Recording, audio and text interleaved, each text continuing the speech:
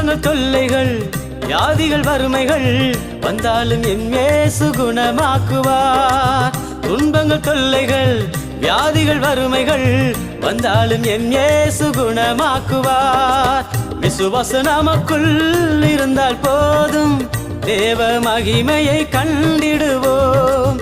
விசுவாச நமக்குள் இருந்தால் போதும் தேவ மகிமையை கண்டிடுவோம். உந்தன் வல்லமைகள் குறைந்து போகவில்லை, உந்தன் உயிர்த்தெழுதல் மகிமை மாறவில்லை. உந்தன் வல்லமைகள் குறைந்து போகவில்லை, உந்தன் உயிர்த்தெழுதல் மகிமை மாறவில்லை. ஏசப்பா உங்க நாமத்தில் இன்றும் அற்புதங்கள் நடக்குது.